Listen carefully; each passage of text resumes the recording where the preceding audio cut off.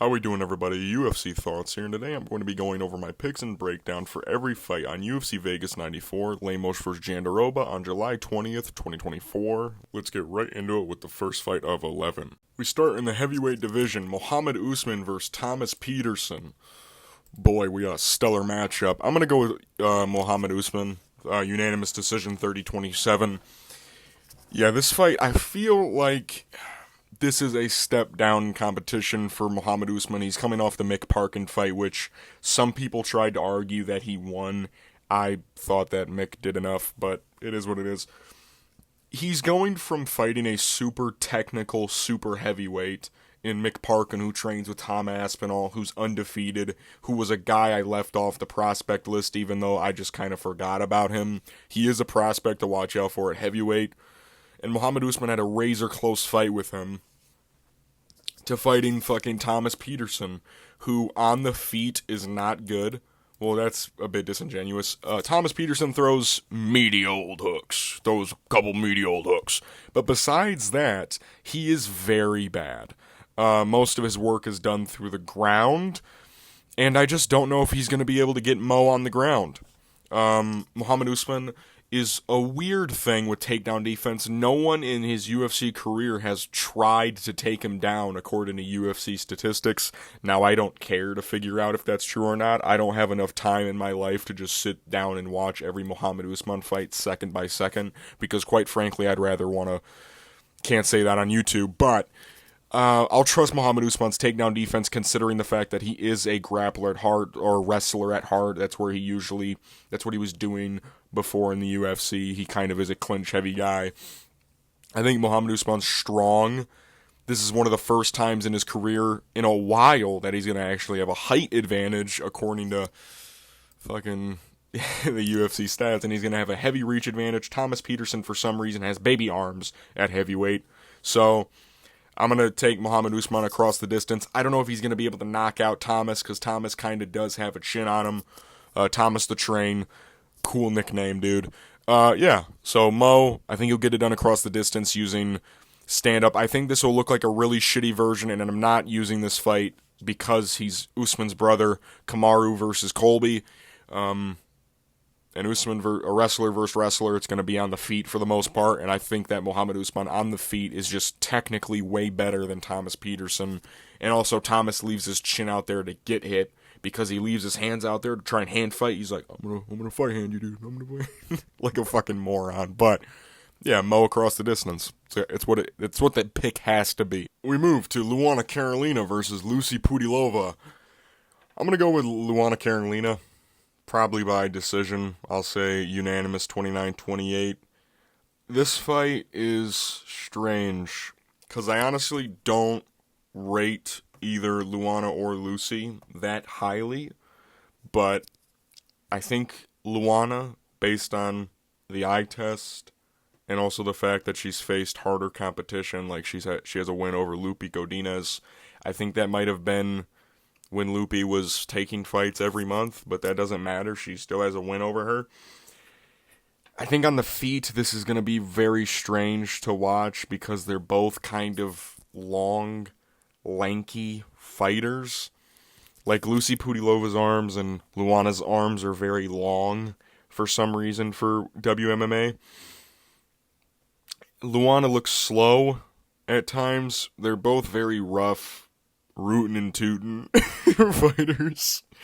But I think that Luana just is a little bit better. And I also think Luana can go for clinch exchanges, and also maybe try and grapple a little bit with Lucy, because we've seen Lucy heavily struggle in the grappling department, and if Lucy is the one that tries to initiate grappling with Luana, I heavily rate Luana Carolina's grappling defense to Lucy Pudilova.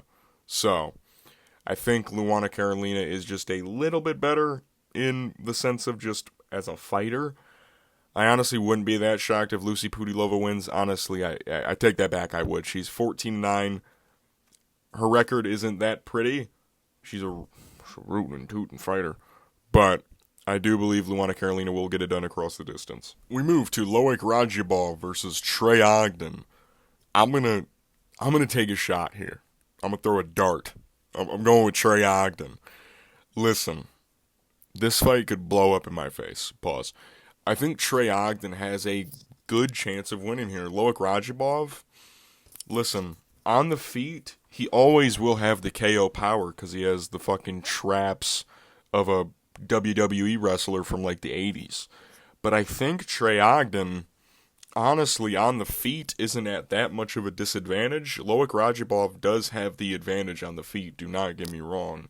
But Trey Ogden honestly has some speed, and Trey Ogden also is one of the highest IQ guys in the lightweight division, if I'm being honest, because he also is a coach when he's not fighting. He is very intelligent when it comes to the game of fighting. And I think Trey Ogden will be able to get takedowns on a guy like Loic Radzhabov because we've seen Loic get taken down in every single fight he's been in. Mateusz Rebecki was able to get him down. Esteban Ribovics was able to get him down. Kareem Abdul-El-Sawadi was able to get him down. Guys who have shorter arms, so they have to get in the pocket with him. Mateusz Rebecki and Esteban Ribovics both have a case of T-Rex arms. And then Abdul Kareem Al-Sawadi is short. So we've seen smaller opponents be able to get him down. I think a stronger, higher IQ fighter like Trey Ogden, who also has great control skills, who has been able to excel against guys like Daniel Zellhuber and have some moments against Ignacio Bahamondes. We've seen him, what the fuck am I, Jesus, what happened to my speech? We've seen him have moments against these great fighters. And Loic Radzhabov is good. I think he will do decent as the years go on because he is still 33 years old. He still has time to improve. But I think Trey Ogden just has faced not stronger competition. He's fought more staples in the division, I'd say. People who have been here longer. And I think that he's going to do well against a plottier who only throws big old meaty hooks, does really well in the pocket. I think he's going to be able to get takedowns on him. I do fear that Trey Ogden could get chinned because that is something that's been talked about him previous. Even though he has never been KO'd in his career, he does have a tendency to do the jitterbug. But I think his overall takedown presence, his IQ on the feet, he does have some sharp skills on the feet. I like his jab. His feints are very well, and he feints into his takedowns. So I think he's going to be able to do well across the distance.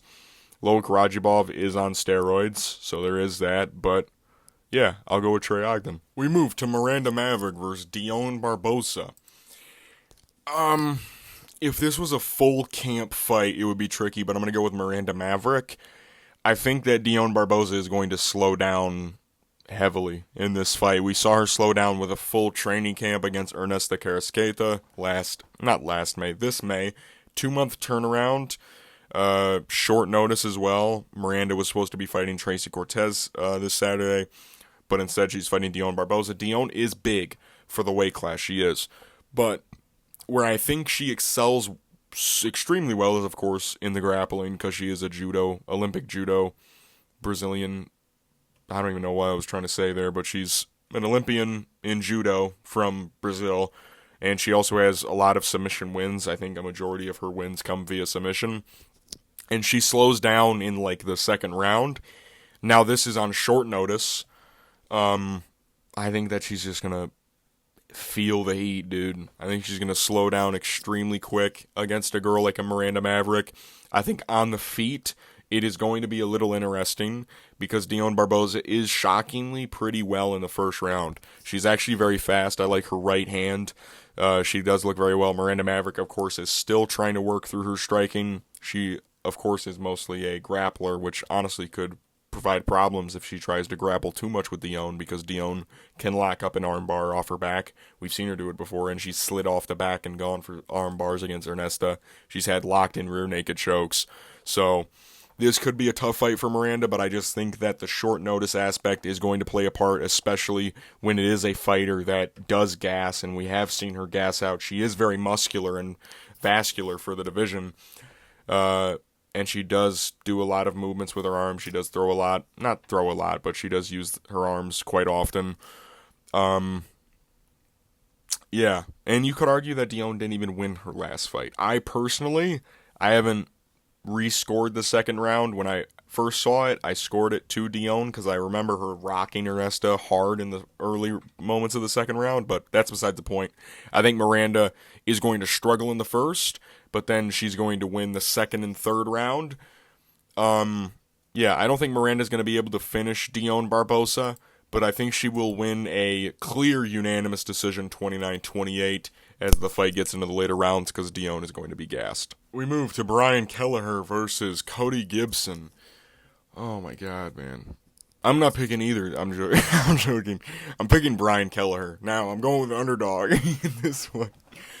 I think Brian Kelleher honestly has a skill set that'll work very well against a guy like Cody Gibson. I really love Brian Kelleher's low calf kick. It was working wonders against a guy like Cody Garbrandt in their fight the last time he fought. It is one of his main weapons. He usually throws it out there. Cody Gibson is very lead leg heavy. He likes to lift it up a lot. He likes to feint a lot with his lead leg. I think Brian Kelleher is going to be able to chop that bitch off. But, yeah, besides that, who fucking knows about this fight, man? Like, I'm going to go with, because I think Brian, the only people he's lost to in recent years are people that a lot of people have lost to when you're really looking at it. I mean, he's on a 3-fight skid, but it's to Cody Garbrandt, Mario Bautista, and Umar Nurmagomedov. And then his last loss prior to that was Ricky Simone. These are all ranked guys, a former champ, in a tailor-made matchup against an older guy, Mario Bautista, who's number 13, Umar Nurmagomedov, who's fighting for a top 5 position, and Ricky Simone, who is on the fall-off, but this was in 2021 in his prime years. Cody Gibson, he's a fucking school teacher, man, no offense, but he's 36 years old. Cody Gibson has the striking of a guy who, he looks like a school teacher out there. He does. He's slower. Cody Gibson is able to put on a pace. He is. I think Brian Kelleher has the tools to win this fight. Brian Kelleher is like sneaky decent. You know what I mean? He reminds me of Jared Gordon. I don't know if you guys remember. I think Jared Gordon is ass, but he isn't. He just appears to be ass, but he's actually not that bad. It's the same way with Brian Kelleher. Like, he's decent, but he like looks dog shit. When you look at his record, 24-15, 8-8 in the UFC, you're like, wow, this guy's terrible. But he's not even that bad. He's had a weird career filled with injuries. And I think that Cody Gibson's style, marauder, man, I don't think it works that well against a guy like Brian Kelleher. Maybe it does. Maybe, who fucking knows at the end of the day who's going to win out of 8-8 Brian Kelleher and 1-5 Cody Gibson. It's a couple of old heads throwing it down. We have a failed tough contestant, and we got Brian Kelleher. So, who fucking knows at the end of the day. I think Cody Gibson has looked pretty bad in his recent performances, which is saying something because he actually had a very fun fight with Brad Katona, so I don't know what that says about Brad Katona. But in the Miles Johns fight, he legit looked like he didn't want to win, and I don't like that at all. So I'm going to go with Brian Kelleher, who's actually had decent moments against guys like Cody fucking Garbrandt. You know, at the end of the day, Cody was a champ. So I'll go with the guy who actually exceeded a little bit against a fucking UFC champion. We move to the featured prelim, Jung Young Lee versus Hyder Emil. Honestly, my favorite fight on the entire card. I'm going to go with Jung Young Lee. It's a tough one. I think Jung Young Lee is going to be able to do better work than Hyder Emil. Hyder Emil, in his debut, you know, he fought Fernie Garcia. You know, Fernie Garcia had a rough out in the UFC, went 0-4. And Hyder Emil fought Fernie Garcia coming off the couch, super short notice. He was fat, up a weight class. He fought a bantamweight that moved up. And he still had moments where he was being the nail. He got rocked in the first round by a left hook, right hook? And he also got his back taken, which I do not like in this fight with a bigger, an even bigger fighter in Jung Young Lee and more credentialed grappler with a black belt. If a Fernie Garcia is able to take your back when he took the fight on short notice, Jung Young Lee is going to be able to do even more. And, you know, Jung Young Lee does great work on the feet. He does great work on the ground. I think on the feet is going to be where the danger zone is for Jung Young Lee. Hyder Emil hits very hard. I like his boxing combinations. He does leave openings at times. But also, he also has great counterpunching, and Jung Young Lee, his style is mostly rushing strikes. I love the left hook to the body of Jung Young Lee. I don't want him to throw it too much, because I feel like Hyder Emil is the type of person that could be able to counter the Russian style of Jung Young Lee. But on the ground, I think Jung Young Lee is going to be able to do amazing work, and that's where I think he's going to be able to get this fight, because Hyder Emil does make mistakes. He only has 9 fights in his career. He is 34, but, he's still very young career-wise. And Jung Young Lee, we've seen him fight very tough fighters on the road to UFC. And to get in the UFC, he beat Yi Jia, I think I'm saying his name right, who just got signed to the UFC. He's going to be fighting some random guy, I don't know. But he's like 25-4. He's one of the most credentialed guys to go through the road to UFC. He's the guy with the leopard print hair that was on the road to UFC, if you know who I'm talking about, and he beat him. So I think Jung Young Lee has a crazy track record of opponents already. I mean, Blake Builder was a huge prospect for most people, and he kind of dusted him 30-27, had great moments against him, no real sign of bad situations in that fight for him. His takedown defense is great. I think Jung Young Lee is just the better prospect. And even if Hyder Emil does beat Jung Young Lee, I don't know how far Hyder Emil goes, because, like I said, he does leave his chin on a silver platter at times, especially after the first round. And in a division like featherweight, with so many killers, like Hyder Emil versus Jones Silva, Hyder Emil would get chinned. He does have a good chin. Don't get me wrong, Hyder Emil has a great chin, but he would get chinned in the higher levels of the division. I don't know about Jung Young Lee, but this is a crazy fight. I would watch this fight. If you're not going to watch the card, at least watch this fight. We move to Do Ho Choi versus Bill Algeo.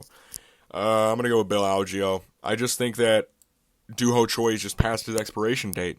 He hasn't fought in, how long has it been, 2 years now? I mean, when was the Kyle Nelson fight? Jesus, can my fucking shit go any slower, please? Last time he fought was 2023, so not 2 years ago. It was over a year ago. But then prior to that was 2019. And I know that Do Ho Choi definitely, he served the mandatory military service, I believe. I don't know when he served it, but he did. But also, you look past the Kyle Nelson fight, 3 losses in a row. Cub Swanson, Jeremy Stevens, Charles Jourdain. 2 of which were KO losses, and the other one, Cub Swanson, he took so much damage in that fight. The last time he won a fight was, I was 9 years old. This guy hasn't won a fight in coming up near a fucking decade. I understand Do Ho Choi has a massive audience. He was super entertaining. He is still entertaining, but Bill Algeo, I think his style works really well against a guy who is very inactive. He's going to gas out Do Ho Choi. Bill Algeo is very output heavy. He's very damage heavy. He throws a lot of shit out there. He doesn't pack a punch, but he hits you so much that it starts to hurt, that you kind of just start to kneel over. And I think that Bill Algeo can do very well in that aspect. I will say Do Ho Choi does have decent leg kicks, and I think Bill Algeo is there to get leg kicked.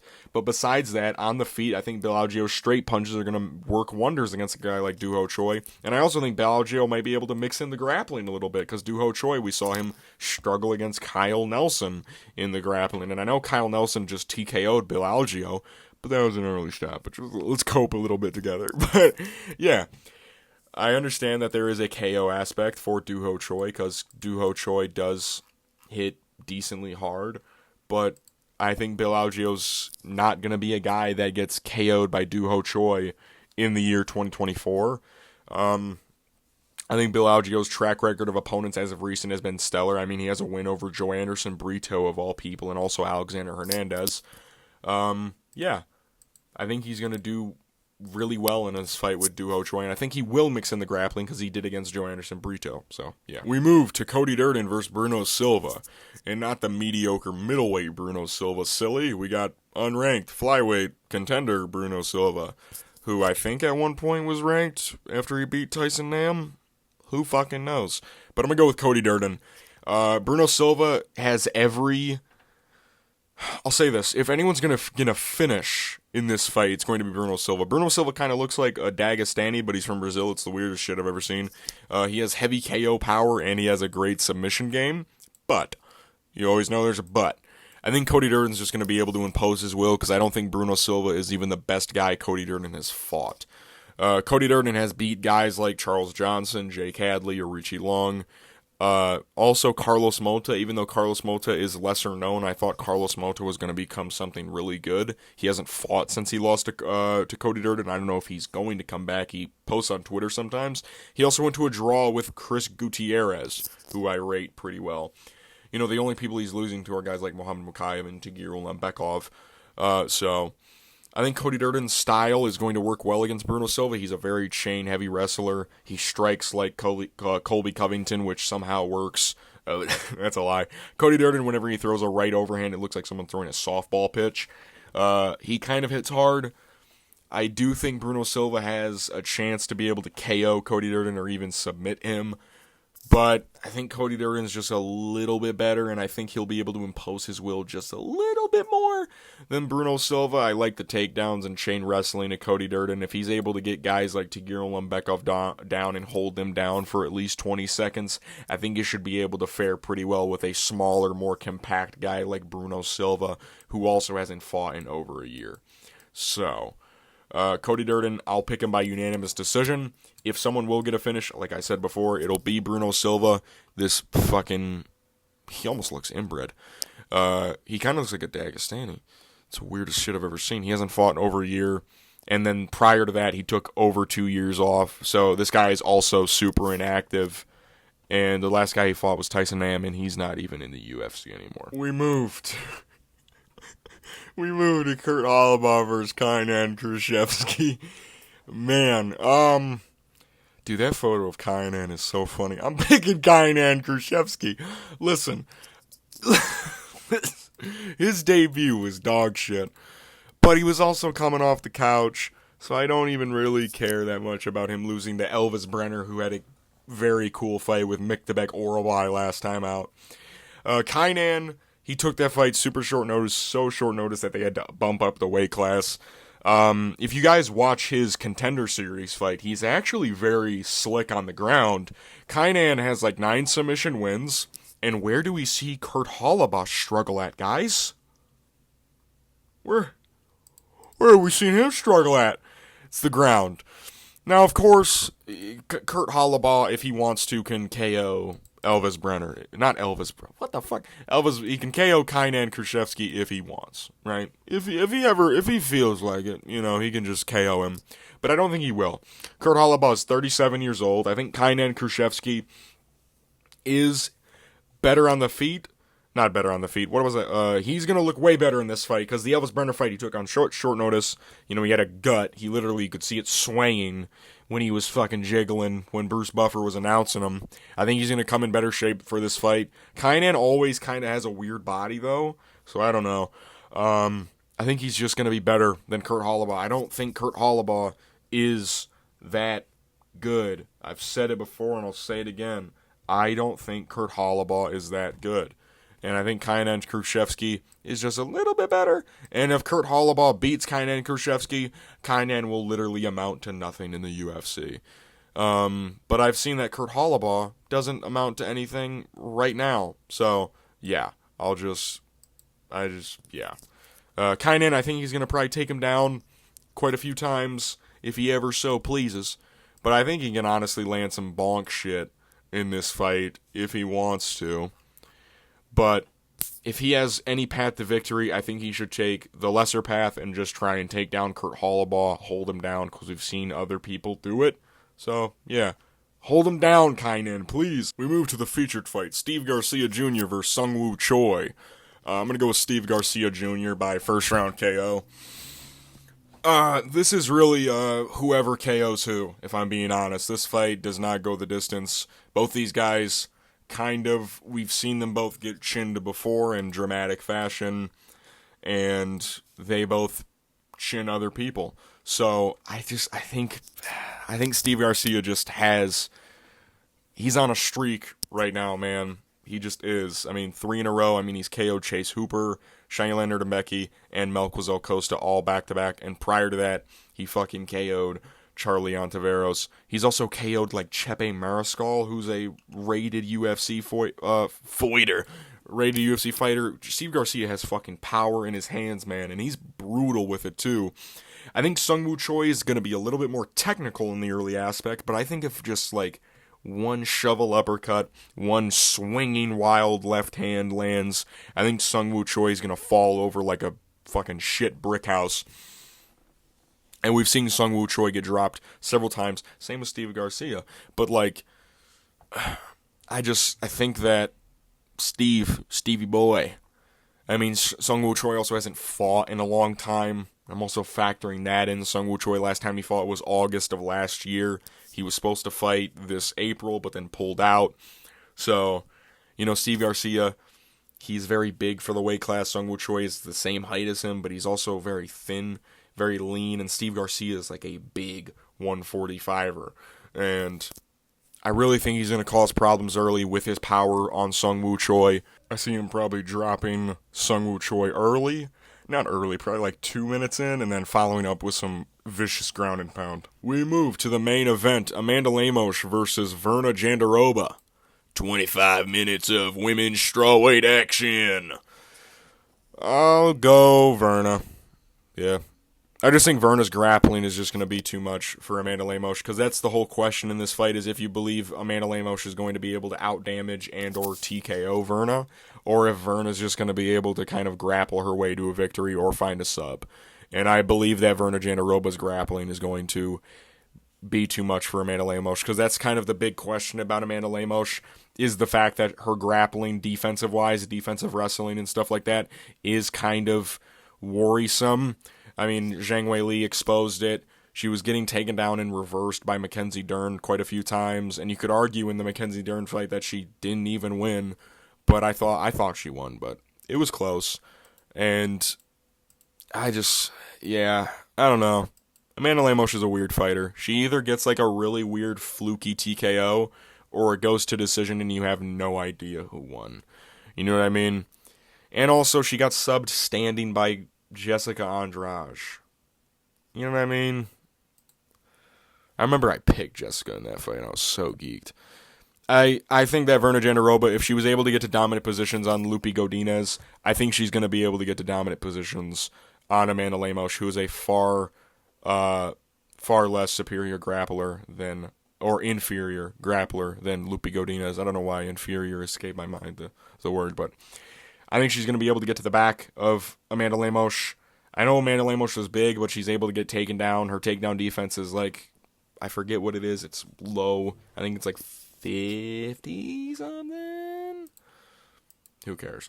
But yeah, this fight, it really depends on if Verna's able to get her down, and I think she will be. And also, I think Verna Jandiroba's awkward to deal with on the feet. She's a very weird fighter to fight on the feet. I don't think Verna's ever been TKO'd in her career. I think she's only lost by decision. Yeah. Amanda Hebos, Mackenzie Dern, and Carla Esparza. So yeah, I don't know. I think it's going to be a close fight, honestly. I think that anything can happen because Amanda Lemos does have ridiculous power for some reason. But I think Verna Jandiroba is going to be able to get it done with the grappling, possibly get a sub. But I imagine this fight's going to go 25 minutes. So, yeah, strapping your little booties. But maybe it ends in finish. It's either TKO Amanda Lemos or sub by Verna Jandiroba. Who knows? But I think I'll lean more towards Verna. And I also think Verna does enough damage to get nods in decisions. She does damage on the ground. She also gets to dominant positions, goes for subs. She does work that the judges favor a lot. I've seen in WMMA. They favor a lot of the work that Verna Jandiroba does best. And Amanda Lemos' grappling just isn't as top tier as I'd like it to be to confidently pick her. So, Verna Jandiroba, Let's go. I'm UFC Thoughts. These have been my picks and breakdown for every fight on UFC Vegas 94. Lemos vs. Jandiroba on July 20th, 2024. My confident picks reside with Mohammed Usman, Jung Young Lee, and in the featured fight, Steve Garcia Jr. My pre-card rating is a 3 out of 10. Yeah, this card is, man, there's a lot of stellar matchup. No, I'm playing. This card is pretty fucking bad. I know I seem like a UFC shill. Sometimes they're like, you gotta watch out for the lesser known UFC card. This one I don't care about. It could be entertaining to watch. I legit care about the outcome. Like what happens in a fight. Like I care about what happens in no, yeah, no, yeah, no, yeah, kind of, no. I care about, like, 4 outcomes, and that doesn't even include the main event. I don't care who wins this, because I think Zhang Weili beats both. She already beat one of them, and I think she beats Verna Jandiroba too. Literally, all this is seeing who gets a title shot after what happens in Zhang Weili versus Tatiana Suarez whenever that fight happens. So, nice number 1 contender fight, dude. Nobody gives a... No, I'm playing. We all care about Amanda Lemos versus Jandiroba. Yeah. I'll see you guys after the fights, dude. Peace.